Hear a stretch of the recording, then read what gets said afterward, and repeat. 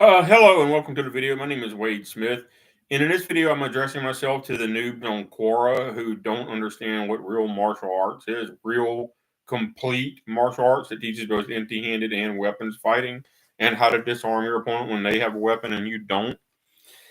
Uh, you totally missed the point of why I mentioned the screamer sticks and size and other Kobudu weapons. You totally missed the point.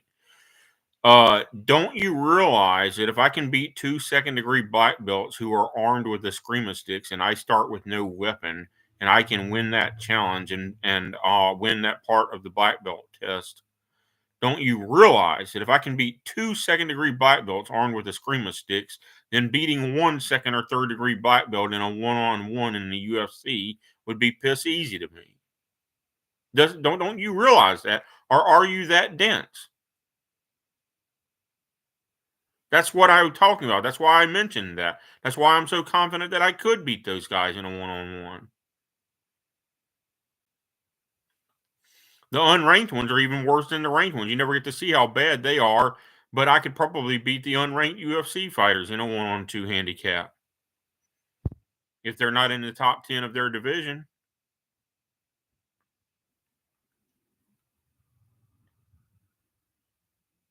But you better not try to tell me that a wrist lock does not work. This one is called the front wrist lock, where you put pressure here on the, and it's drawing pressure on this right here part of the wrist. Here is what's called the full wrist lock, and it's actually putting pressure on the back of the wrist. All right, and it's true that some people you can't submit them outright with a wrist lock. I will agree with that. But for those people, you can crank and kick and crank and kick and crank and kick until they double over and hit the floor anyway. And then you've got them and can do whatever you want to with them. So it's we call this submission combos, a term you never hear in UFC, by the way. But in Ishinryu karate, we call this combined striking and submission combos, where we transition from a wrist lock to another finishing lock if the wrist lock does not finish the person by itself, which about 9 times out of 10 the wrist lock will in fact finish the person by itself if you've done it correctly. This one is called the reverse wrist lock. Let me get my hand on there so you can see what I'm doing. It's the opposite of the full wrist lock. All right. And this one allows you to get side arm control and punch somebody in the face with your free hand over and over again. And you can take their back anytime you want to from that position once you get the reverse wrist lock on them.